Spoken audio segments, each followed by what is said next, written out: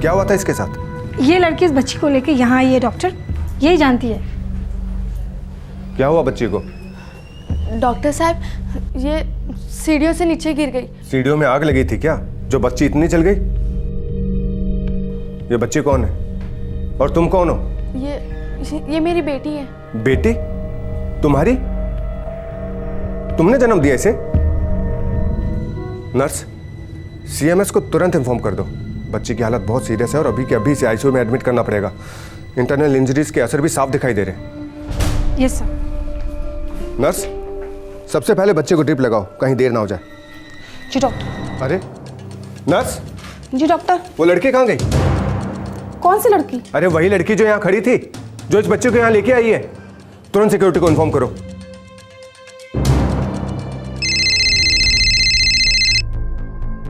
Main gate. 15-16 साल की होगी, पीले रंग का सलवार कमीज पहनी है।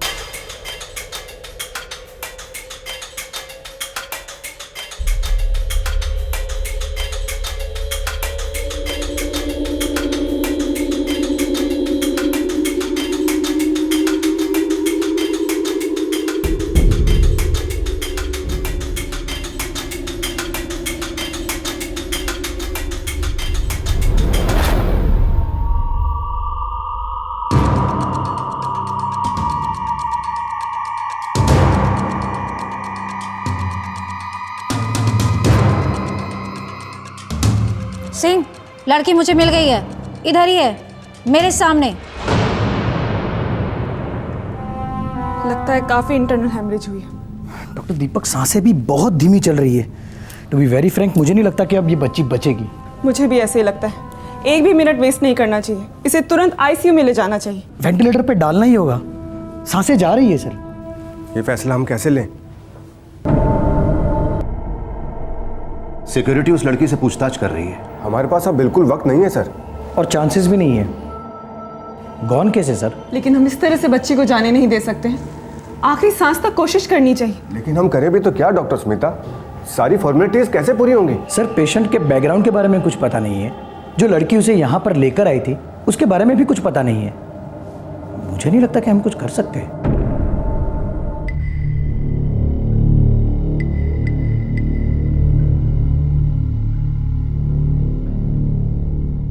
किसकी बच्ची है ये? मेरी। तू तो खुद बच्ची है। नाम बोल। रानी। अपना नहीं, बच्ची का नाम बोल। हम सबको पता है कि तू झूठ बोल रही है। साफ साफ बताएगी ना तो फायदे में रहेगी, वरना पुलिस के हाथों पड़ेगी तो जोर की पड़ेगी। मुझे उस बच्ची का नाम नहीं मालूम। वो मेरी बेटी नहीं है। कहीं मिली होगी। फिलहाल हमें मिली है और हमें उसे बचाना है सर। अगर हम लोग इसी तरह डिस्कशन करते रहे तो नन्ही से जान दम तोड़ देगी। डॉक्टर दीपक, इमोशनल होने से किसी की मदद नहीं होती, खास करके हमारे प्रोफेशन में। आप समझ नहीं रहे, ये एक सीरियस सिचुएशन है। एक बच्चे की जान से ज्यादा सीरियस क्या हो सकता है? मैं कहती हूँ हमें उसे अभी आईसीयू में शिफ्ट करना चाहिए। चलिए डॉक्टर्स। ठीक है, आईसीयू में शिफ्ट करते हैं। वो बच्ची और उसे लाने वाली लड़की की चाहे जो भी बैकग्राउंड हो, सबसे पहले वो एक जान है जो हमारे अस्पताल में आई है। जो भी होगा हम करेंगे। पेशेंट का नाम पता नहीं, तो फिर एंट्री किस नाम से होगी? मैं डॉक्टर से पूछ के आती हूँ। एक्सक्यूज मी डॉक्टर, पेशेंट का नाम क्या लिखवाएं? हम इसे तारा कह के पुकारेंगे। दुआ करते हैं ये तारा उस तारे की तरह चमकेगी, मुस्कुराएगी। 19 जनवरी 2012 देश की राजधानी कड़कती ठंड के लपेटे में थी और मौत के साए में लिपटी 3 साल की एक मासूम बच्ची दिल्ली के अस्पताल पहुंच गई। इस बच्ची के बदन पर और बदन के अंदर घातक घाव थे और बचने की उम्मीद लगभग 0। हॉस्पिटल के डॉक्टर्स ने इस लावारिस बच्ची का नाम तारा रखा।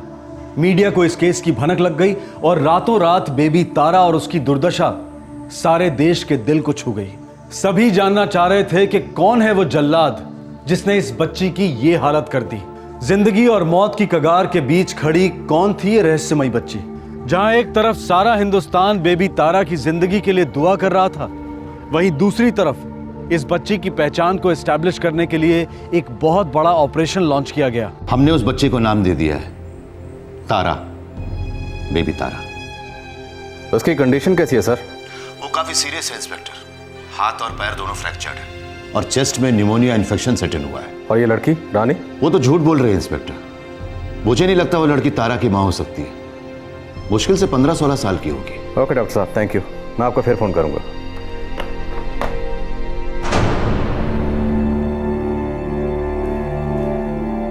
तुम्हारा नाम वाकई रानी है? जी साहब।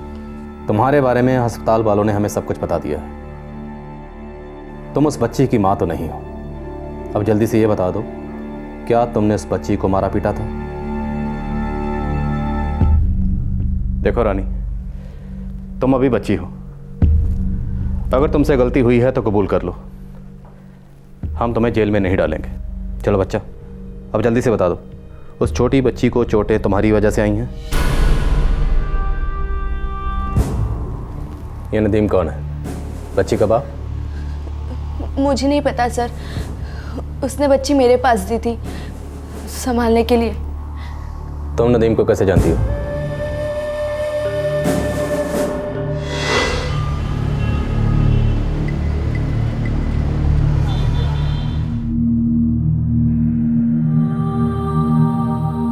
देख रानी, तूने ज्यादा नौटंकी की ना तो गरम लोहे की रॉड से ना तेरी खाल उधेड़ दूंगी, समझी? रानी, कस्टमर की खुशी में ही हम सबकी खुशी है। देख, अगर तू हंस खेल कर काम करेगी तो तुझे भी मजा आएगा।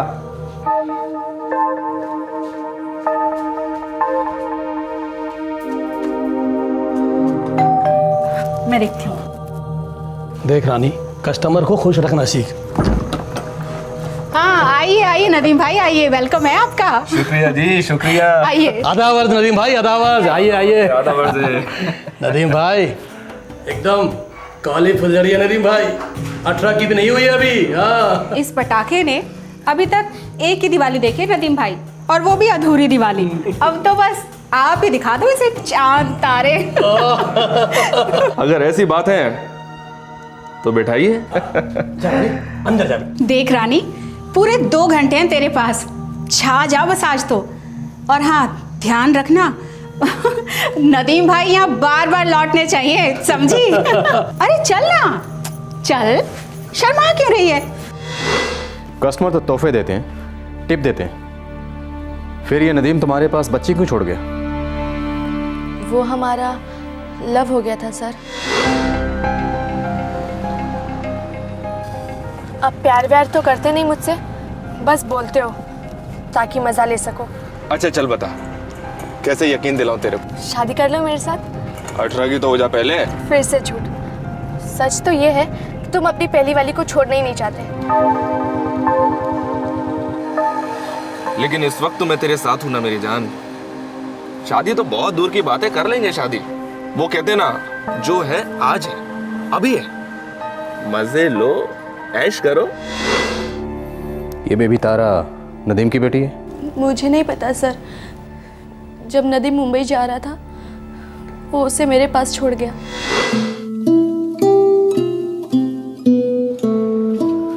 सुन रानी, तुझे इस बच्ची की 2-4 दिन देखभाल करनी है।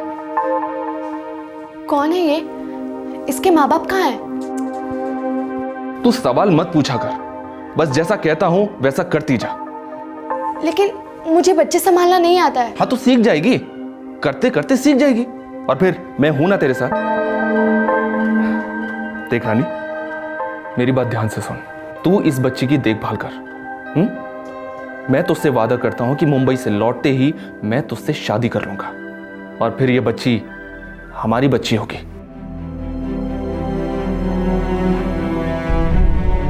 लेकिन जगत साहब और मधु दीदी ऐसा कभी नहीं होने देंगे। तू वापस नहीं जा रही अब? फिर मैं जब तक मुंबई से ना लौटूं तू यहीं रहेगी, इसी होटल में। मैंने इस होटल का पूरा 1 महीने का किराया भर दिया है। लेकिन जगत साहब। अरे उसको भी तेरा पूरा 1 महीने का किराया मैंने दे दिया है, वो कुछ नहीं कहेगा। मोबाइल नंबर बोलो नदीम का। 2840975821। पता मालूम है नदीम का?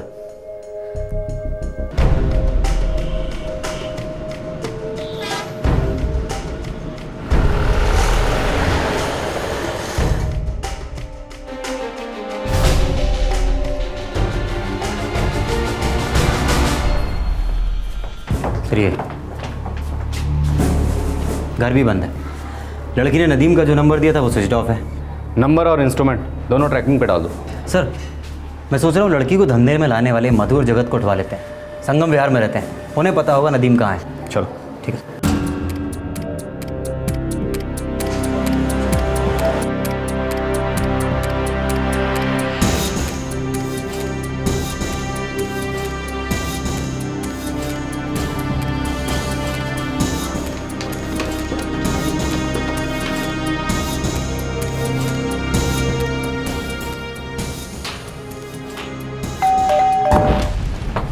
पुलिस? अरे मैंने किया क्या? अरे हाँ हाँ मारवा साहब, राशन में मिल जाएगी। अरे आजकल तो थोक के भाव में मिलती है सब। नदीम का कौन नदीम साहब? सब कर ले। मेरा भेजा पहले से बहुत गर्म है और खराब मत कर, वरना दीवार से पटक के तेरा सिर यहीं फोड़ दूंगा। इंस्पेक्टर साहब बैठिए ना, कुछ ठंडा गरम लीजिए, मैं पैकेट तैयार करती हूँ। रिश्वत देने की कोशिश करिए मैं? नहीं सर, वो हर महीने जो जाता है उसको तो पैकेट बोलते हैं ना साहब, रिश्वत थोड़ी। मुंह बंद कर अपना, सीधी खड़ी रह। साहब देखिए साहब, हम कोई लफड़ा नहीं चाहते साहब। साहब वो नदीम हमारा कस्टमर है साहब। इस वक्त कहाँ है नदीम? वो तो मुझे पता नहीं साहब, लेकिन हाँ वो टैक्सी चलाता है साहब। कौन कौन सी लड़की बैठती है उसके साथ? सिर्फ रानी बैठती है साहब। बुला उसको। वो रानी तो साहब नदीम के साथ गई है साहब। साहब वो 1 महीने का एडवांस देकर उसे अपने साथ लेकर गया है साहब।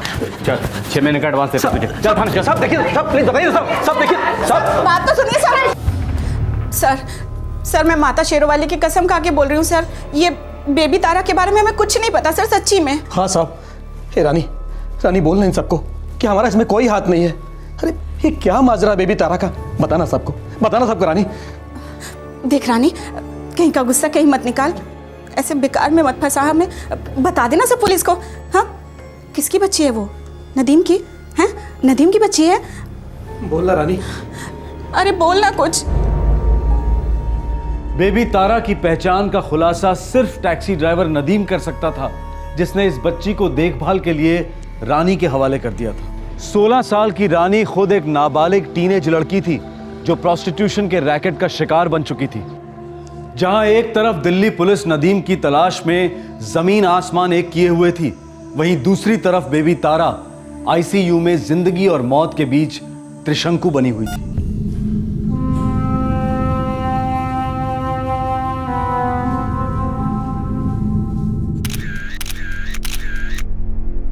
बेबी तारा की हालत फिलहाल बहुत ख़राब है। आज हमने उसको दोबारा ऑपरेट किया है, उसके लंग्स और ब्रेन दोनों से पानी ड्रेन किया है। डॉक्टर सर्वाइवल के अब क्या चांसेस हैं? We are doing our best, कोई कसर नहीं छोड़ रहा है। डॉक्टर देश भर से बेबी तारा के लिए ढेर सारी दुआएं आ रही हैं। हमारे कई दर्शक उसकी ट्रीटमेंट के लिए डोनेशन भी देना चाह रहे हैं। उनके बड़प्पन की हम दाद देते हैं, लेकिन हमें डोनेशंस की कोई ज़रूरत नहीं है। ये बच्ची अब इस हॉस्पिटल की बच्ची है और हम ही ने इसे नाम भी दिया है, बेबी तारा। इस बच्ची को हॉस्पिटल की टॉप फैसिलिटीज दी जा रही है। इस हॉस्पिटल के टॉप मोस्ट डॉक्टर्स उसके लिए हमेशा ऑन कॉल हैं। सर दिल्ली शहर और देश भर में हजारों बच्चे सड़कों पर बेइलाज पड़े मिलते हैं। हजारों नहीं लाखों। करेक्ट सर, उन बच्चों के लिए आप जैसे गॉडफादर क्यों नहीं है? इस देश में हर बच्चे को इसी तरह का प्यार और देखभाल क्यों नहीं मिल रहा है? ये सवाल हर हिंदुस्तानी को अपने आप से पूछना पड़ेगा, क्योंकि जवाब खुद उसके अंदर है और सिस्टम हम खुद बनाते हैं। फिलहाल हमारे पास एक ही सवाल है, बेबी तारा। हम उसे किसी भी सूरत में बचा के रहेंगे, पूरे देश की दुआएं खाली नहीं जाएंगी। इंस्पेक्टर प्रताप, वो नदीम जहां भी है उसे ढूंढ निकालो। जब तक बेबी तारा के असली माँ बाप नहीं मिल जाते, जब तक उसकी पहचान इस्टेब्लिश नहीं हो जाती है, तब तक हमारी पूरी टीम 24 घंटे ड्यूटी पर रहेगी। Is that clear? Yes ma'am. और वो लड़की रानी, पता लगा उसे प्रोस्टिट्यूशन में किसने बेचा है? पूरा नेक्सस फोड़ दो प्रताप। Sure ma'am. मैम दुर्भाग्य की बात है कि हमारे अपने कुछ लोग भी उनके साथ। फोड़ दो, सबको फोड़ दो। जो ऐसे जुर्म के गन में हाथ डालते हैं प्रताप, वो हमारे आदमी नहीं हो सकते। किसी को बख्शो मत, मेरी पूरी बैकिंग है तुम्हारे साथ। सर नदीम का नंबर ट्रेस हो गया थाने मुंबई में। नदीम के सास ससुर भी वहीं रहते हैं थाने में, और फिलहाल उसकी बीवी वहीं रहती है उनके साथ। थाने?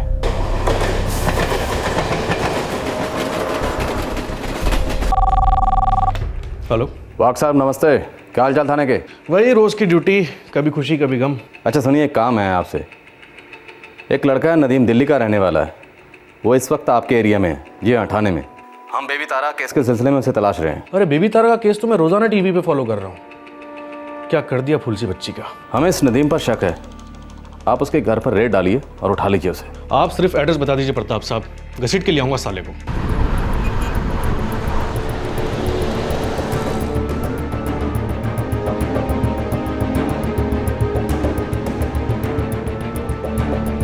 कौन सा? ये रहा।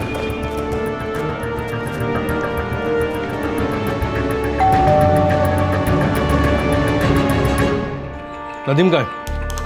वो तो अजमेर गए हैं। आप उनकी क्या लगती? वो मेरे शौहर है साहब। बात क्या है साहब? आपको हमारे साथ पुलिस स्टेशन चलना होगा मैडम। लेकिन हुआ क्या है? आपके शौहर को दिल्ली पुलिस ढूंढ रही है, चलिए।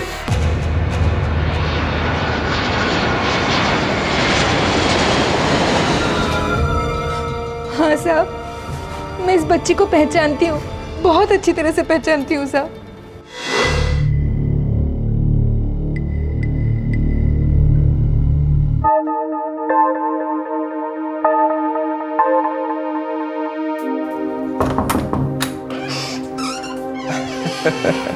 अरे ये किसकी बच्ची है जी? बस यूं समझ लो, ये प्यारी सी बच्ची हमारी है। मुमताज, ये बच्ची मुझे मिली। मैं ना इसको अनाथालय छोड़ने जा रहा था, लेकिन इस बच्ची पे मेरा दिल आ गया। लेकिन ये आपको मिली कहाँ? अरे मेरा एक रेगुलर कस्टमर है श्याम, उसने सुबह मुझसे गाड़ी मंगवाई, बोला कि अनाथालय जाना है, इस बच्ची को छोड़ना है। मैंने कहा ठीक है, छोड़ देता हूँ। रास्ते पर मुझे लगा नहीं कि ये बच्ची हमारी बच्ची बनेगी, तुम्हारी गोद में पलेगी। बड़ी प्यारी गुड़िया है जी। लेकिन ये गैरकानूनी तो नहीं होगा ना? पुलिस तो नहीं आएगी? अरे यार मुमताज, आजकल किसी को किसी की पड़ी नहीं है। और वैसे भी ना, ये बच्ची अकेली है, इसका कोई नहीं है। हम अपना लेते हैं तो ना ही ये जुर्म है और ना ही गुनाह। आजा मेरा बच्चा, आजा। मुमताज, हमारा बेटा इस्माइल, उसकी तबीयत बहुत ही खराब है, समझती हो ना तुम? खुदा के लिए आप ये मत कहिए कि उसे कुछ हो जाएगा, इसलिए आप इसे ले आए। नहीं, मैं तो बस अपने इस्माइल के लिए एक छोटी सी पहल ले आया हूं।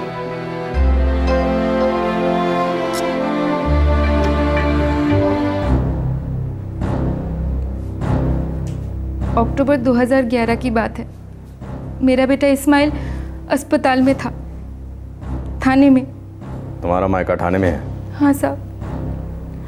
और नदीम दिल्ली का रहने वाला है। नदीम ने ये बच्ची तुम्हारे हवाले की थी, फिर ये रानी के पास कैसे पहुंच गई, जिसने इसकी बेरहमी से पिटाई की? मुमताज बेगम, आपसे गिले शिकवे शिकायतें दूर रखिए। 3 साल की बच्ची तड़प रही है सांसों के लिए। नदीम का हमारे हाथ लगना बहुत जरूरी है। बोलिए। मुझे पता चल गया था नदीम और उस बाजारू औरत रानी के बारे में। रानी औरत नहीं है, महज एक 16 साल की बच्ची है, जिसके साथ जबरदस्ती हुई थी। और बाजार तब लगता है जब खरीदार होता है, तुम्हारे शौहर नदीम जैसा। मैं इस्माइल और बच्ची दोनों को संभाल रही थी, और उधर नदीम उस लड़की से शादी करने का सोच रहा था।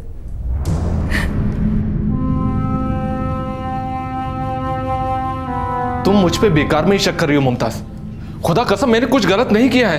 अरे शर्म करो, खुदा की झूठी कसम तो ना खाओ। मैंने खुद देखा है तुम्हें उस बेशर्म के साथ टैक्सी में घूमते हुए।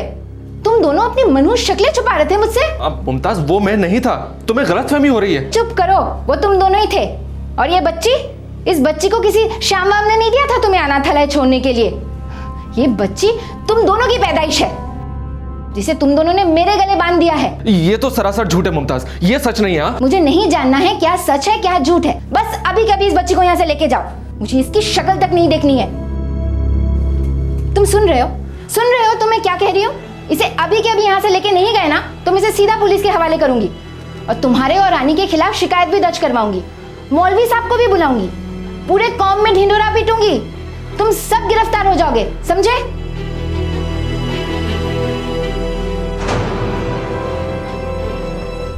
मैंने बच्ची को घर से निकाल दिया। फूल सी बच्ची बेकसूर थी, लेकिन उस वक्त मेरे दिल में सिर्फ तेजाब था साहब। गुनाह हो गया मुझसे। कब की बात है? कब हुआ ये सब? जनवरी के पहले हफ्ते में। वो रानी की बेटी नहीं है, पता लगवाया हमने। ये शाम कौन है, जानती हो? हाँ साहब। कहाँ रहता है? वो द्वारका में रहता है। वो अक्सर नदीम की टैक्सी बुलवाता था। फोन नंबर है उसका? हाँ साहब।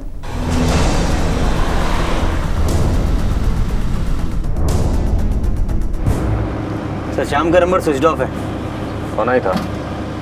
ये बेबी तारा का केस मीडिया में इतना गर्मा गया है कि इस बच्ची की किडनैपिंग और ट्रैफिकिंग में शामिल तमाम लोग दम दबाकर बैठे होंगे। सर एक बार ये शाम मिल जाए, बाकी सारे दुम हिलाना शुरू कर देंगे।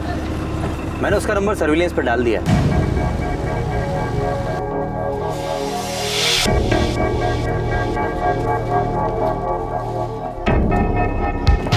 सर ये वाला उधर देख, पीछे देखो।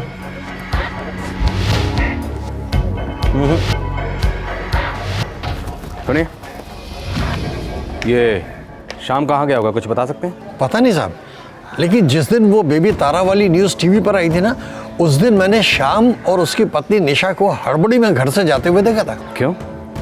इन दोनों का उस बच्ची बेबी तारा से क्या लेना देना था? उतना तो नहीं पता, लेकिन ये बता सकता हूँ कि एक दिन मैंने देखा एक आदमी आया था, वो उस बच्ची को ले गया और वो बच्ची बिल्कुल हूबहू बेबी तारा की ज़ीरॉक्स कॉपी थी साहब। अच्छा।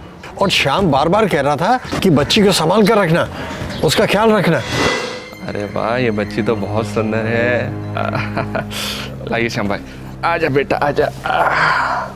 श्याम भाई, आप बिल्कुल फिक्र मत करो, मैं इस प्यारी सी बच्ची को अपनी ही बच्ची समझ कर पालूंगा। ठीक से देखभाल करेगा इसकी ना? अरे इस बारे में तो आप सोचो ही मत, मेरी मुमताज इसको देखकर बहुत खुश होगी। आप देखना, इस बच्ची को वो रानी की तरह रखेगी, रानी की तरह। अच्छा अच्छा, मैं चलता हूँ। पर नदीम, अपना वादा याद रखना। अरे आप बिल्कुल फिक्र मत करो, अब हम घर जाएंगे। ये अक्टूबर 2011 की बात है?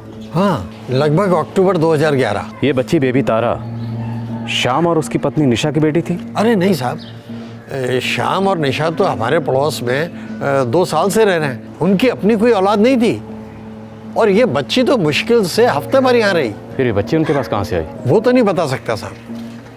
हाँ, एक औरत है मीना, वो इस बच्ची को यहाँ लेकर आई थी।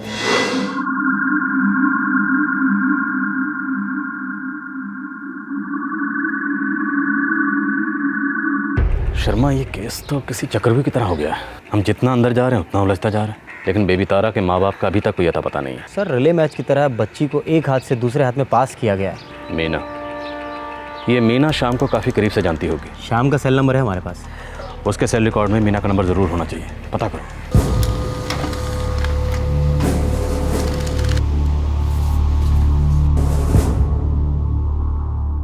इन सारे नंबर्स पे कॉल करो, लेकिन पता नहीं चलना चाहिए कि कॉल पुलिस की है। शर्मा, मुझे किसी भी हालत में मीना का पता चाहिए। क्या सर?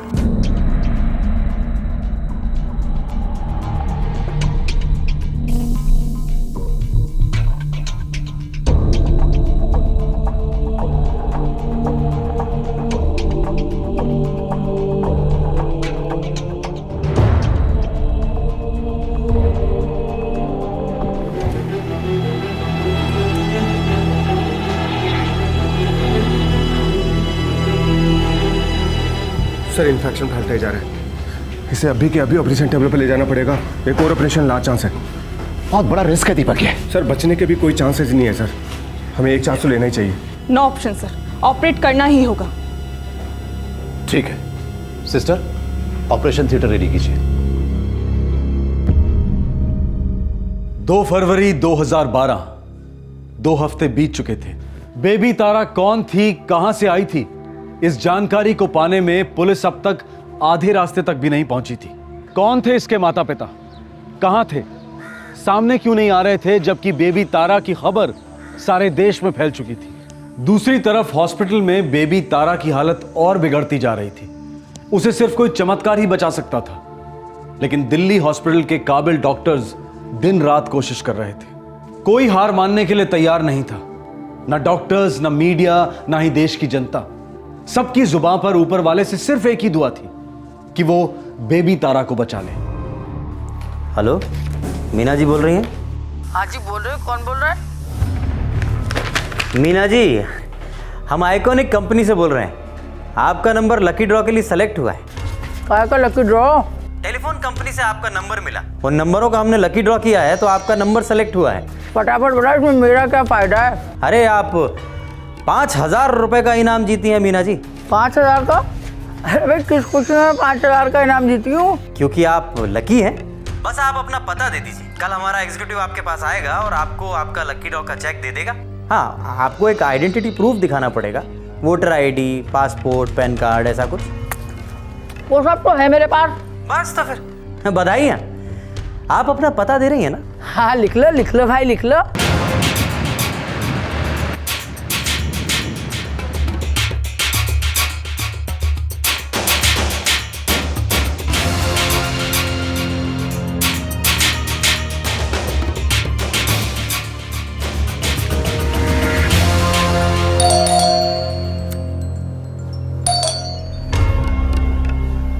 जी बोलिए।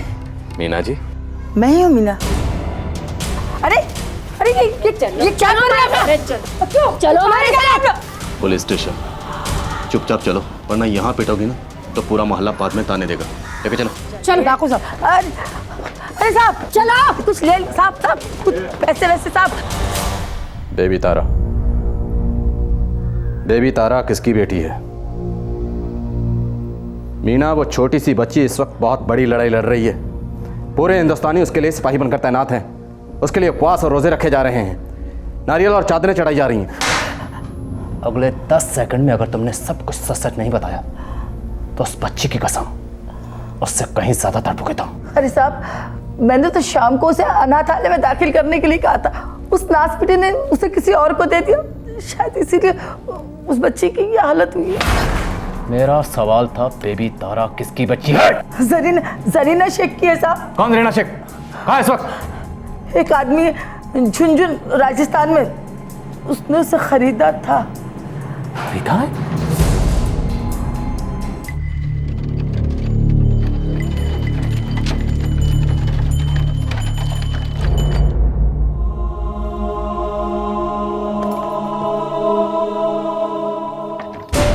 जरीना,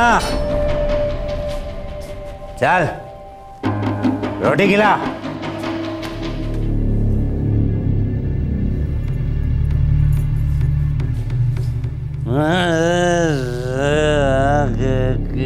बता सकता मुझसे सुन।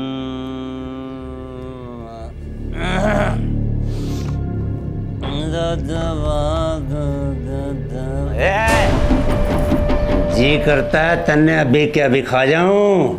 ए साली तीखी मिर्ची। ऐसे क्यों पेश आते हो? बीवी हूं मैं आपकी। मैं थारा पति वती कौन ना? अरे खरीदा है मैंने तने इस्तेमाल के लिए, और जब दिल भर जाएगा तो सरिता को वापस भेज दूंगा आधे दाम में। ऐसा मत कहो। मीना बहन ने कहा था कुछ दिन बाद आप मेरे 3 बच्चों को बुला लेंगे, फिर हम सब खुशी खुशी रहेंगे। अरे बुद्धू, अरे मीना की बातों में आ गई। अरे उस डैन ने तो अब तक तेरे 3 बच्चों को केले के छिलके की तरफ फेंक दिया होगा। भूल जाओ उन्हें, अपनी सोच अपनी। और हाँ, जल्दी से बिस्तर बना, मेरा दिल मचल रहा है, समझी? चल।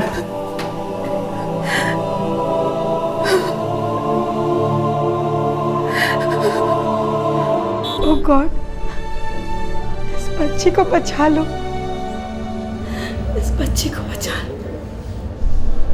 क्या बेबी तारा मौत के मुंह से बाहर निकलकर जिंदगी को गले लगा पाएगी? क्या पुलिस बेबी तारा की मां जरीना शेख तक पहुंचकर उसे अपनी बेटी से मिलवा पाएगी? आज का केस एक शॉकिंग खुलासा है हमारे देश में चल रहे ह्यूमन ट्रैफिकिंग का। जरीना शेख के 2 और बच्चे थे, उनके साथ क्या हुआ था? जरीना मीना के शिकंजे में कैसे फंस गई? बेबी तारा का पिता कौन था और कहां था? क्या ह्यूमन ट्रैफिकिंग से पीड़ित यह परिवार कभी एक हो पाया? झुंझुनू राजस्थान में बेबी तारा की मां जरीना कहाँ है मीना?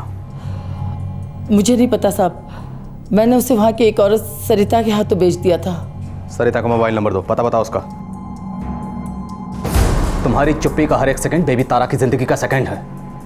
तुम्हारे बचने का तो कोई चांस नहीं है, पर वो बच्ची तो बच सकती है। जल्दी बताओ। साहब, जब से मैंने टीवी पे बच्ची की खबर देखी है, मैं सरिता को फोन पे फोन किए जा रही हूँ, लेकिन उसका फोन लग नहीं रहा साहब। मैं कसम खा के आपको कहती हूँ, मैं भी ना उस बच्ची को जरीना से मिलाना चाहती हूँ साहब। सरिता ने जरीना को किसको बेचा था? एक किशोरी लाल है साहब। झुंझुनू पुलिस को फौरन कांटेक्ट करो। बेबी तारा की मां जरीना शेख का मिलना बेहद जरूरी है। जी sir. Quick. Hello, PI Tomar, Jhunjhunu police थाना। तोमर साहब, दिल्ली के बसंत कुंज पुलिस स्टेशन से पीएसआई शर्मा बोल रहा हूँ। हाँ शर्मा जी, नमस्ते, बोलिए। सर, आपने हमारी दिल्ली में चल रहे बेबी तारा केस के बारे में सुना होगा। हाँ जी, बिल्कुल सुना है। और सही पूछो शर्मा जी, तो टीवी पर भी छोरी की तस्वीर देख के ना कालजा फट जाता है। बाकी आप लोग बढ़िया काम कर रहे हो, ये मीडिया वाले तो जो भी कहते रहे। धन्यवाद तोमर साहब। उस बच्ची की असली माँ के बारे में पता चला है। जरीना शेख नाम की औरत है। दिल्ली के एक ट्रैफिकिंग गिरोह ने उसे झुंझुनू के किसी एक आदमी को बेचा है। क्या बात कर रहे हैं? कौन है ये आदमी? अब इधर लेते हैं साले को। कोई सॉलिड लीड तो नहीं है, बस इतना पता है कि उसका नाम किशोरी लाल है। हम जल्दी छानबीन शुरू करते हैं और आपको इत्तला करते हैं। Thank you sir.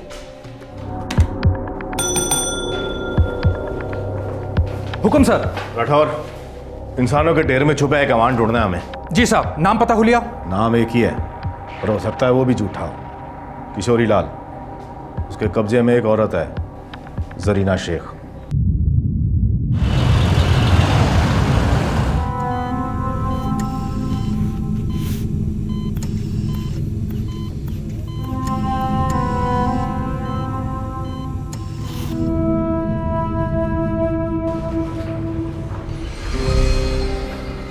बेबी तारा को वेंटिलेटर पर 10 दिन हो गए सर। रत्ती भर भी इंप्रूवमेंट नहीं दिखाई दे रहा। सर, प्रैक्टिकल सोचते हैं। नहीं नहीं, बिल्कुल नहीं। प्रैक्टिकल तो सोचना ही नहीं है डॉक्टर, चमत्कार की कोशिश कर ली। हमें उस बच्ची को बचाना ही होगा। काश हम ऐसा कर सकते सर। कोशिशें जारी हैं, लेकिन दिल को तैयार कर लेना ही अच्छा होगा। मैं तैयार नहीं हो सकता दीपक। ये हम सब की बेटी है, हमारे हॉस्पिटल की जिम्मेदारी है। मैं समझता हूँ सर, लेकिन हम अगर इस तरह इमोशनल होकर काम करेंगे तो हमारे हाथ डगमगा जाएंगे। पता नहीं क्यों दीपक, मैं इस बच्चे के केस को उन हजारों केसेस की तरह नहीं देख सकता जो हमारे हाथों में आए थे। अगर हम इस जान को नहीं बचा सके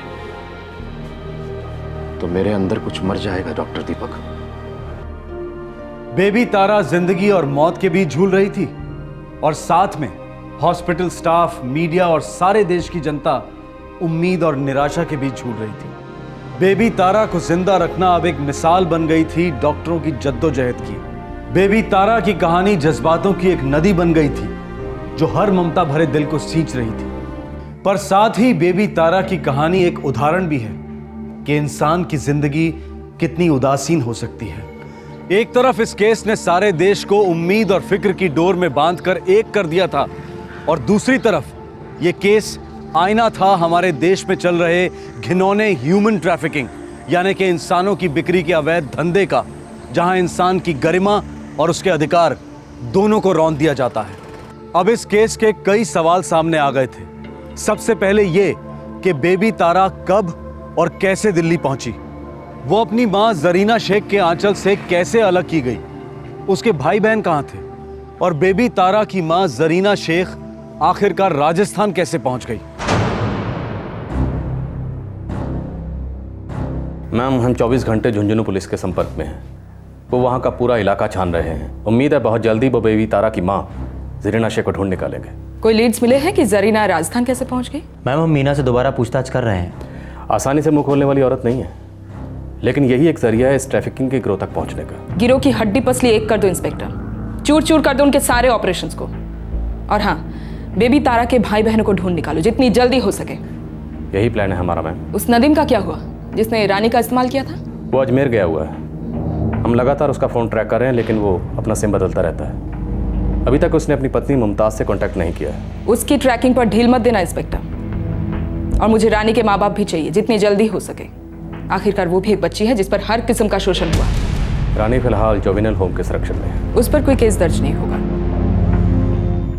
बेबी तारा के भाई बहन कहाँ हैं? मुझे नहीं मालूम है साहब। ठीक है, तो अब जो भी पूछताछ करनी है हमारी लेडी कांस्टेबल करेंगे। हवलदार राधा कुमारी, लेके जाओ, जो करना है करो।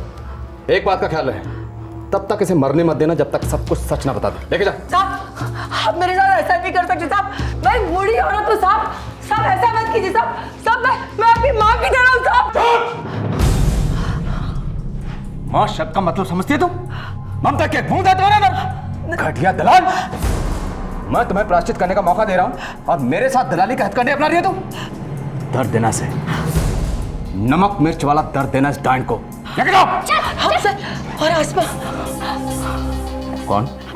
बेबी तारा का बड़ा भाई अफसर और आसमा बहन है उसकी बड़ी। कहाँ हैं दोनों बच्चे? अरे क्यों नहीं रहेगी, दिन में एक आध बार कुछ खिला पिला देना, लेकिन हाँ याद से 2 थप्पड़ जरूर लगाना ताकि बिल्कुल लाइन पे रहेगी। रजनी मेरी भतीजी है साहब। इस वक्त कहाँ है? मुजफ्फरपुर बिहार में। और ये उस्मान? दिल्ली में है साहब। मैं उसके बारे में ज्यादा नहीं जानती, सिर्फ एक बार मिली थी स्टेशन पे, उसे मजदूरी के लिए लड़का चाहिए था। सर, मैं मुजफ्फरपुर के लिए एक टीम भेज देता हूँ आसमा की तलाश में। और पता लगाओ झुंझुनू पुलिस जरीना शेख की तलाश में कहाँ तक पहुंची।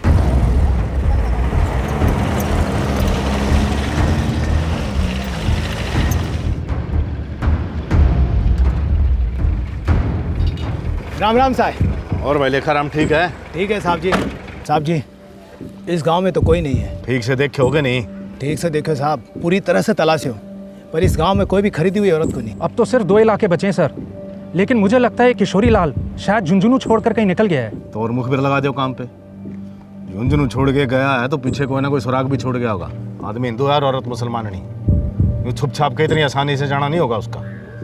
ठीक है ना जनाब? लेखाराम बढ़िया काम कर रहा है, थोड़ी नजर रखिए। जी बहुत बहुत मेहरबानी।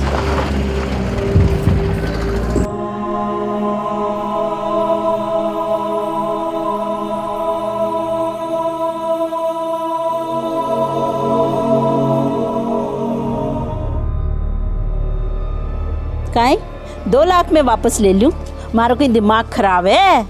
आजकल कच्ची कलियां 1.5 लाख में आवे हैं किशोरी लाल भाई साहब। लेकिन सरिता, मैं तो उसे सिर्फ 1 महीने से रखा हूँ। और 1 महीना में पूरा 30 दिन होया करे, और मैंने पूरा भरोसा है कि आपने एक भी दिन नहीं छोड़ी होगी, न दिन देखे होएगा न रात। लेकिन ये तो सरासर धोखा है हमारे साथ। क्यों? पूरे 3 लाख रुपए देके खरीदा है मैंने उसे। तब तो तुमने ना बताया कि वो 3 बच्चों की अम्मा है। बासी माल को गले बांध दिया मेरे, और अब तुम 2 लाख भी नहीं दे रही हो उसके। ये तो सरासर नाइंसाफी है। तब आग भी तो आपड़े ही लाग रही थी। अब अपनो ये दुखड़ो रोना हमारा सामने बंद करो, देखूं कोई ग्राहक मिले तो। थोड़ा जल्दी करना सरिता बहन, अभी जरीना में कोई मजा नहीं रहा। ये सोती कम है और रोती ज्यादा है। जब देखो अपने तीनों बच्चों का याद निकाल निकाल कर मेरे नशे का सत्यानाश कर देती है ये। और तब हमारे वास्ते भी नशा पानी को इंतजाम कर दो, कोई सुपारी तो खिला दो।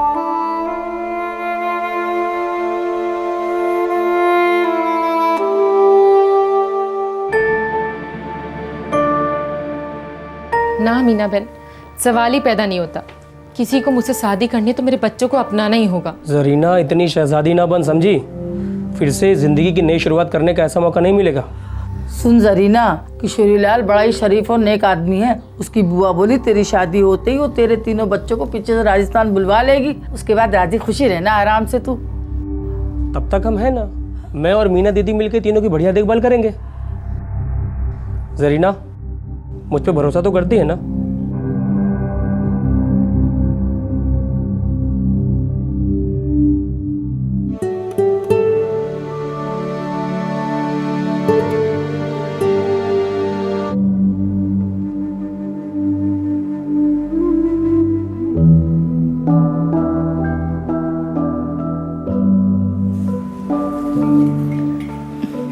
सरीना, मीना बहन बधाई हो जी। आपको भी सरिता बहन, आपको भी। जरीना बेटी, तू बिल्कुल फिक्र मत कर, ये तो खाली रीति रिवाज के लिए है। थारे मजहब और तहजीब को पूरा ख्याल रखेगा हमारो किशोरी लाल। दीदी, मेरे बच्चों का ख्याल रखना, अब जितना जल्दी हो सके उन्हें मेरे पास भेज देना। सरीना, ये भी कोई बोलने की बात है? तेरे बच्चे मेरे बच्चे, कुछ ही हफ्तों में तेरी गोद में खेलेंगे वो। तेरे तो भाग खुल गया सरीना, किसी की नजर ना लग जाए तुझे।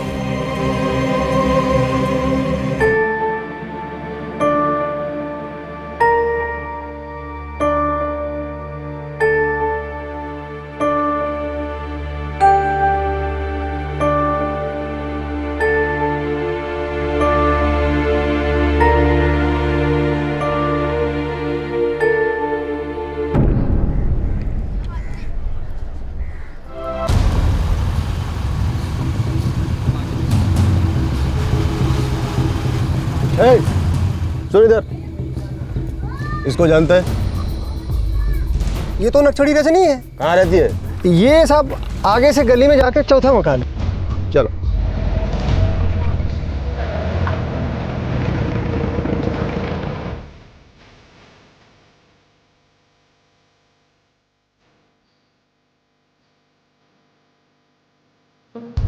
अरे छोड़ो, मैंने क्या किया है? चल, भलाई का जमाना है ना। मैंने लड़कियों के साथ में छेद दिया, कौन सा बड़ा पाप कर दिया? छोड़ो। ये लड़की इधर, इनको बता देना आसमा है ना? तुम आसमा? मोबाइल में इसका फोटो लो और दिल्ली साहब लोगों को एमएमएस करो। Yes sir. अब तो मुझे छोड़ दो साहब। तू तो कुछ सालों बाद ही छूटेगी रजनी। इसको थाने लेके आओ। चल। अरे छोड़ो मुझे।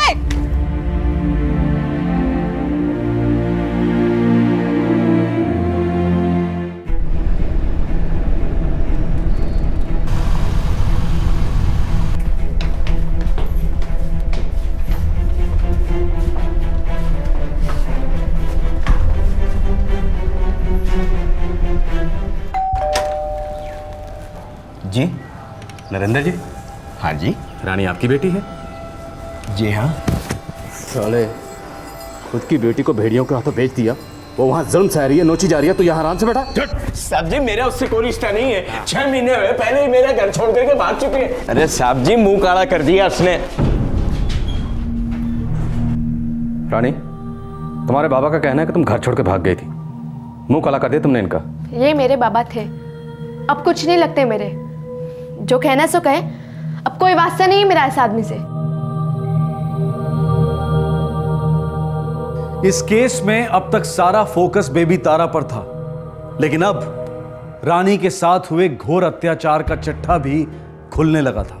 बिन मां की बच्ची रानी को उसका पिता नरेंद्र अक्सर अपनी बहन के घर भेज देता था, ताकि उसके सर पर रानी की परवरिश का बोझ ना रहे। रानी की बुआ को अपनी भतीजी से कोई खास लगाव नहीं था। उसने सिर्फ 16 साल की रानी को एक ऐसे आदमी के हाथों सौंप दिया जिसने गाजियाबाद में उसकी शादी करवाने का आश्वासन दिया था। पर इस आदमी ने रानी का बलात्कार किया और उसे दिल्ली के जगत और मधु के हवाले कर दिया, जो प्रोस्टिट्यूशन का रैकेट चलाते थे। लेकिन ये बात भी बिल्कुल सच थी कि सिर्फ रानी के कारण ही दिल्ली पुलिस की नाक तले चल रहे फ्लैश ट्रेड का खुलासा भी हुआ था। अलग अलग दिशाओं से ये केस अब एक दिशा पर केंद्रित होने लगा, लेकिन अब भी इस केस के दो महत्वपूर्ण किरदार नदीम और बेबी तारा की मां जरीना शेख गायब थे। सर, अजमेर पुलिस नदीम को ढूंढ नहीं पा रही। मुझे लगता है वहां से निकल गया है।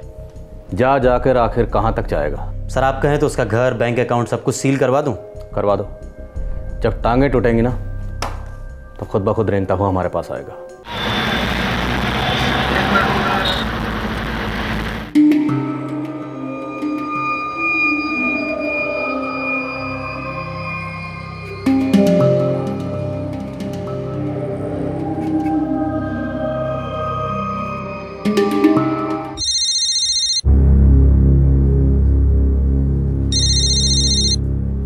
हेलो हेलो, मुमताज नदीम बोल रहा हूँ। कौन नदीम? खुदा के लिए ऐसा मत बोल, ऐसा मत बोल। कुत्तों वाली हालत हो गई है मेरी मुमताज। मैं दुआ करूंगी तुम्हें कुत्ते की मौत मिले नदीम। तुम्हारी वजह से सब कुछ बर्बाद हो गया। हमारा बच्चा अब नहीं बचेगा। हमारा घर जब्त हो चुका है, सब कुछ खत्म हो गया है। मैं मुंबई जा रही हूँ, अम्मी अब्बू के पास। तुम जियो या मरो मेरी बला से। मुमताज, मेरे पास भी अब कुछ नहीं बचा। अरे खाने तक के पैसे नहीं है मेरे पास। मुझे बता मैं क्या करूं? कहाँ जाऊं मैं मुमताज, मुझे बता मैं क्या करूं। किसी दुकान से जाके जहर चुरा लेना या फिर कहीं से कूद जाना। कुछ भी करना, आइंदा मुझे फोन मत करना, समझे? क्योंकि हमारे बीच अब कुछ नहीं बचा। मुमताज मेरी बात सुन, मुमताज।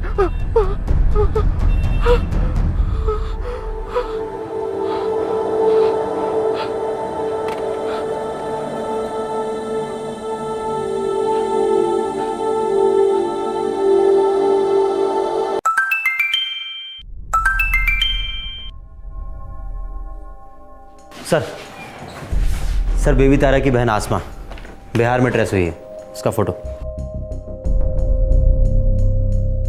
हाँ साहब, यही आसमा है। जब बेबी तारा की माँ जरीना मिलेगी उससे भी पहचान करवाएंगे। इस घटिया औरत का कोई भरोसा नहीं, फिर से कोई चाल चल रही होगी।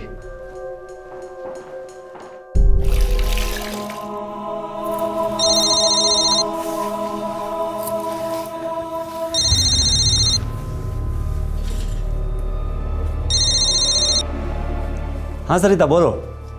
किशोरी लाल, जरीना खातिर एक ग्राहक मिलियो है, पर 1 लाख से ज्यादा नहीं देगो। मतलब वो तुम्हें 2 लाख देगा या फिर 2.5 लाख, लेकिन तुम मुझे सिर्फ 1 लाख दोगी, है ना? फोन रखूं के? थोड़ा बढ़ा देती तो अच्छा था। 1 फुट्टी कोड़ी को नहीं बढ़े, लेनो हो तो लो, नहीं तो भूल जाओ कि सरिता से पालो पड़े थो। और हाँ, जो कुछ भी करना है जल्दी करो, आखिरी चांस है। ठीक है, मुझे मंजूर है। बोलो कहाँ आना है? कानाई देवी मंदिर पे लिया, और हाँ थोड़ी सजा दे जाके। लेके आता हूँ। चल चल आजा। हुकुम, मैंने मारे खबरियों को दाने डाले, अब जाके पंछी फंसे हैं जाल में। चोखी बोले तो पूरी पक्की खबर लाया हूँ। चल फिर जल्दी सुना भाई बहरों। एक 30 साल की औरत है हुकुम, जिसका 2 लाख में सौदा हो रहा है। कौन कर रहा है सौदा? कोई दलाल लेडी है, उसका नाम सरिता है। हुकुम, ये सरिता वही होनी चाहिए। और कहाँ हो रहा है ये सौदा? यही अपने कनाई देवी मंदिर पर। कौन कर रहा है ये खरीद फरोख्त? हुकुम, वो तो मारा ही आदमी है। मैंने इस सरिता को फंसाने के लिए उसे सामने खड़ा किया। राठौर, उम्मीद करो कि ये औरत बेबी तारा की ये माँ हो। चिंता ही मत करो संजीव बना, बस आ रही होगी, 2 मिनट लगेंगे, पहुंचने वाली है बस।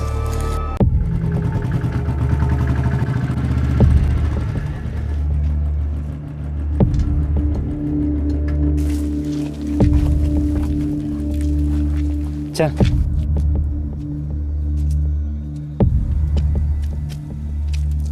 ओ किशोरी लाल, इधर भाई इधर आ जाओ, आ जाओ। राम राम भाई, राम राम। राम राम। लो ले आया। संजीवना देख ले, तीखी मिर्च है, बिल्कुल गुड़ की डली।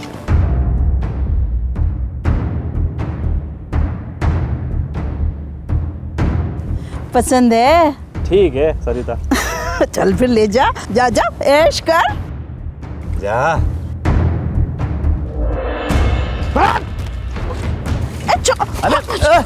अरे क्या? कौन है? अरे पकड़ इसको। तोमर साहब, तू निकल। आप ही जरीना शेख हैं? जी। घबराइए नहीं, आपकी मदद के लिए आए हम लोग। अपने 3 बच्चों से नहीं मिलना चाहेंगी आप?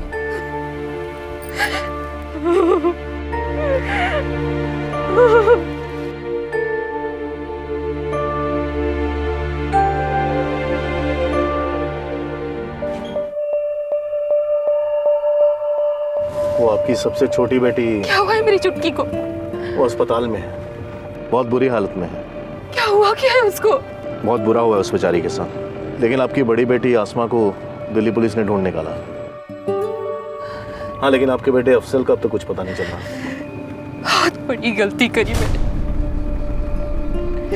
उस मीना और रतन पे भरोसा करके।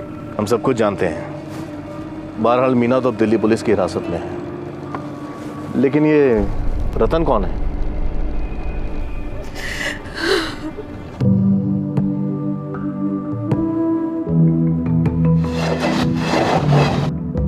मेरे अब्बू मोहम्मद नजमुल रेलवे में मुलाजिम थे। रिटायरमेंट के बाद उनकी मर्जी के खिलाफ मैंने शहजाद हुसैन नाम के आदमी के साथ निकाह करने का फैसला किया।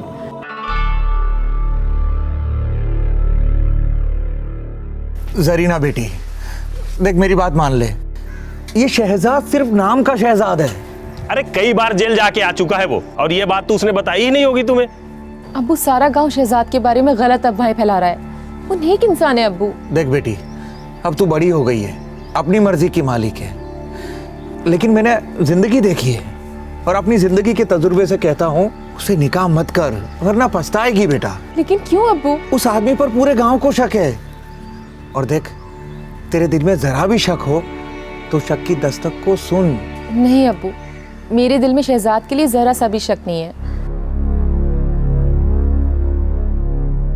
अब्बू सही थे और मैं गलत थी। शादी के बाद मुझे पता चला शहजाद एक नंबर का फरेबी और धोखेबाज इंसान था। मायके जाकर घर वालों को और तकलीफ नहीं देना चाहती थी, इसीलिए उसके साथ निभाती चली गई। सोचा बच्चे होने के बाद सुधर जाएगा, लेकिन 3 बच्चों के बाद भी शहजाद जियों का त्यों रहा, और फिर एक दिन अचानक से गायब हो गया, छोड़ के चला गया हम चारों को।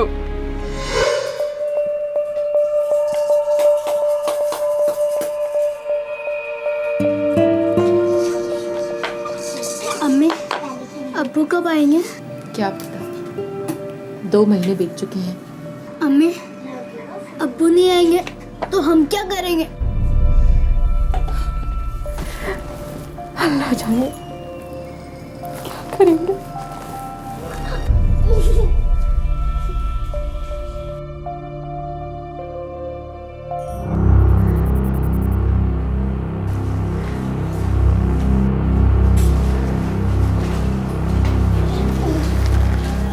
क्या हुआ बहन, कोई तकलीफ है?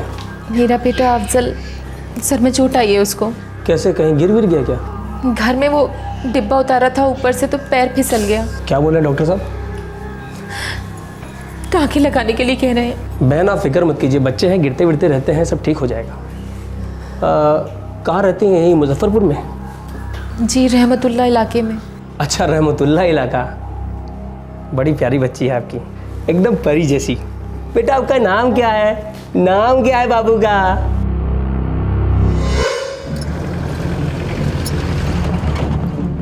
रतन हमदर्दी जताने लगा, मेरे घर आने लगा। अल्लाह कसम साहब, मुझे उसके इरादों के बारे में कुछ पता नहीं था।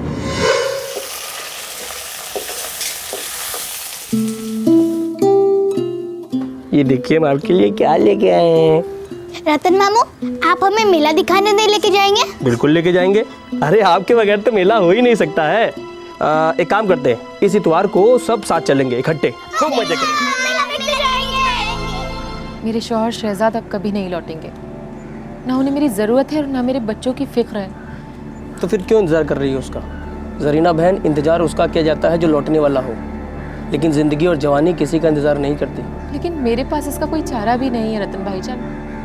सुनो जरीना बहन, यहाँ इस मुजफ्फरपुर में रह के कुछ नहीं हो सकता। तकदीरें तो बड़े शहरों में खुलती हैं। ना बाबा ना, इस जगह को छोड़ के मैं कहीं नहीं जा सकती। दूसरे शहर में सब अजनबी लोग, ना किसी से जान ना पहचान। मेरी मीना दीदी रहती है दिल्ली में। मेरी बहन मतलब तुम्हारी बहन? हाँ, लेकिन मैं वहाँ जाकर करूँगी भी क्या रतन भाईजान? अरे मेरी मीना दीदी तुम्हारी नई जिंदगी बना देगी। उन्होंने न जाने कितने लोग की शादियाँ करवाई हैं। तुम्हारे लिए भी एक नेक और अच्छा सा शौहर ढूंढ देगी वो। तुम्हारे बच्चों को एक नेक और अच्छा बाप मिलेगा। मेरा यकीन करो, जिंदगी सुधर जाएगी सबकी। सरीना बहन, अपनी नहीं तो कम से कम अपने बच्चों की तो सोचो। रतन रोज मनाता मुझे, और फिर आखिर में मैं उसकी बातों में आकर दिल्ली पहुंच गई, और फिर वही हुआ जिसके बारे में मुझे कुछ पता नहीं था।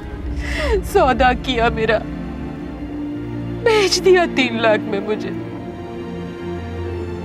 मैं गरीब जरूर हूं, लेकिन इज्जतदार औरत हूं साहब। लूट ली मेरी इज्जत, तार कर दे मेरी इज्जत, तार कर दे मेरी इज्जत।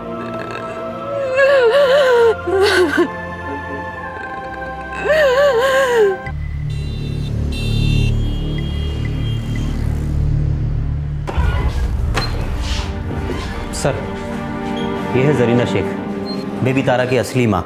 साहब, मेरे बच्चे कहाँ हैं साहब? हम तुम्हें तुम्हारी बेटियों के पास ले जाएंगे, वो दोनों बिल्कुल महफूज हैं। और मेरा अफजल?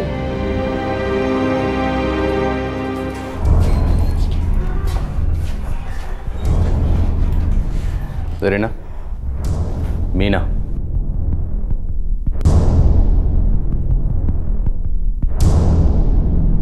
हमने तुम्हारी बेटी आसमा को तो ढूंढ लिया, लेकिन तुम्हारे बेटे अफजल को इस मीना ने किसी ऐसे आदमी के हाथ भेज दिया है जिसका कोई अता पता नहीं। रो मत जरीना, रो मत। तुम्हारी चुटकी अब अकेली नहीं है। पूरा देश अब तुम्हारी चुटकी को बेबी तारा के नाम से जानता है और इसकी जिंदगी की सलामती के लिए दुआएं कर रहा है। जरीना, तुम्हारी बेटी जिंदा रहेगी।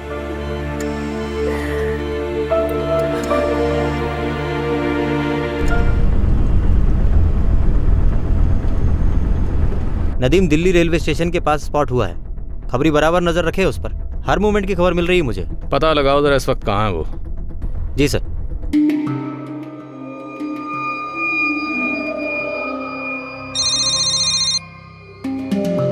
साहब, वो तो हलवा पूरी की तरह मेरे सामने बैठा है। ठीक है, नजर रखो, हम 5 मिनट में पहुंच रहे हैं।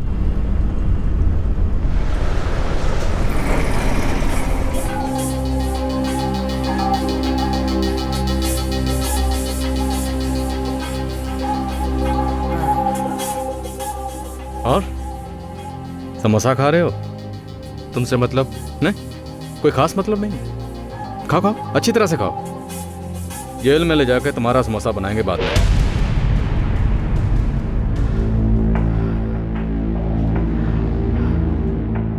साहब, मैं कसम खा के कहती हूँ, मुझे नहीं पता कि उस्मान कहाँ रहता है जिससे मैंने अफजल बेचा था।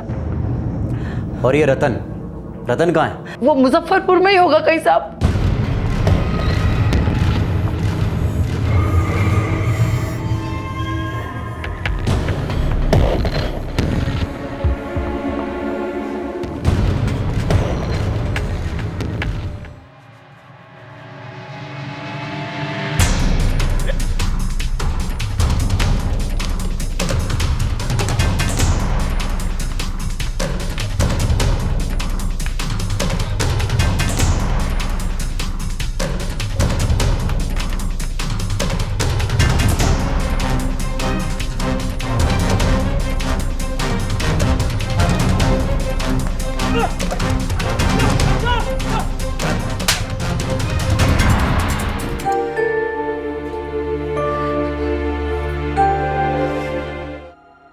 बेबी तारा की कंडीशन स्टेबल है लेकिन क्रिटिकल है। वो अभी भी वेंटिलेटर पर है। उसके ब्लड और चेस्ट इन्फेक्शन तो काबू में है, लेकिन ब्रेन इन्फेक्शन ने हमें बहुत परेशान किया हुआ है। एक बार ब्रेन इन्फेक्शन काबू में आ जाए, फिर हम उसके ऊपर एक सर्जिकल ऑपरेशन करेंगे जिसे शंट सर्जरी कहते हैं। सर, ये शंट सर्जरी होती क्या है, थोड़ा डिस्क्राइब करेंगे? शंट सर्जरी बेसिकली ड्रेनिंग के लिए होती है। हम बेबी तारा के पेट से लेकर उसके दिमाग तक एक ट्यूब डालेंगे जिसके जरिए उसका ब्रेन फ्लूइड ड्रेन होकर बाहर फेंक दिया जाएगा। इस केस के सभी खिलाड़ियों की पूछताछ के बाद यह पता चला कि राजस्थान के किशोरी लाल ने जरीना को 3 लाख रुपए में खरीदा था और उन पैसों का इन सभी लोगों के बीच बंटवारा हुआ। जरीना के माता पिता अब उसके साथ दिल्ली में रहते हैं। सभी उम्मीद लगाए बैठे हैं कि अफजल जल्द से जल्द ट्रेस हो जाए।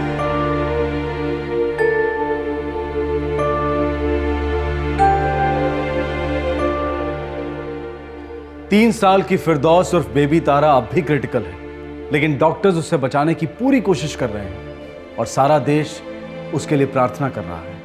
रानी को जुवेनाइल करेक्शन होम भेजा गया है, जहां वो फिर से इंसानों पर भरोसा करना सीख रही है। क्राइम पेट्रोल दस्तक देश भर की सभी मीडिया टीम्स को सैल्यूट करता है, जिनके कारण बेबी तारा की दुख भरी कहानी सामने आई और उन्हीं के कारण पुलिस और प्रशासन को सख्त एक्शन लेने पर मजबूर होना पड़ा। दिल्ली पुलिस को स्पेशल सैल्यूट है, जिन्होंने अपराधियों को पकड़ने में कोई कसर नहीं छोड़ी। इस केस में एक समय था जब सभी का गुस्सा 16 साल की पीड़ित रानी पर था और शायद बेबी तारा के माता पिता पर भी, क्योंकि कई लोगों को लग रहा था कि माता पिता ने बच्ची को कहीं छोड़ दिया था। लेकिन पुलिस ने यह साबित किया है कि जिन्हें अपराधी समझा जा रहा था वो खुद गरीबी और शोषण के शिकार थे। लेटेस्ट अपडेट के मुताबिक दिल्ली पुलिस के खबरी नेटवर्क ने बेबी तारा के भाई अफजल को ट्रेस कर लिया है, लेकिन यह साबित करना अभी बाकी है कि क्या सच में यह वही अफजल है। बुरी तरह से जख्मी और खामोशी से तड़पती बेबी तारा अपनी हर एक सांस के लिए जूझ रही है। इस नन्ही सी जान ने ना सिर्फ अपने परिवार को आपस में मिलवाया, बल्कि देश की राजधानी में चल रहे इतने बड़े ह्यूमन ट्रैफिकिंग और प्रोस्टिट्यूशन के रैकेट को भी एक्सपोज करवाया। पुलिस इस क्रिमिनल नेटवर्क को तोड़ने की फिराक में निकल पड़ी है, पर यह केस इस बात को तो साफ साबित करता है कि ऐसे अवैध धंधे सिर्फ इसलिए पनपते हैं क्योंकि इनके बड़े बड़े कदरदान हैं जो प्रशासन, सरकार और पुलिस के ठेकेदार हैं। जिस देश में असेंबली में एमएलएज खुलेआम पोर्नोग्राफी देख सकते हैं, क्या उस देश में ह्यूमन ट्रैफिकिंग और प्रोस्टिट्यूशन के रैकेट को पूरी तरह से उखाड़ा जा सकता है? सोचने वाली बात है। लेकिन फिर भी हमें रुकना नहीं है, थकना नहीं है, सिर्फ टिकना है जुर्म के खिलाफ जंग में, क्योंकि ये समाज हमारा है, जिंदगी हमारी है। आपसे फिर मुलाकात होगी, तब तक अपना ख्याल रखें, सुरक्षित रहें। जय हिंद। क्राइम पेट्रोल्स के और भी दिलचस्प कहानी देखने के लिए हमारे चैनल को सब्सक्राइब करें और बेल आइकॉन दबाना न भूलें।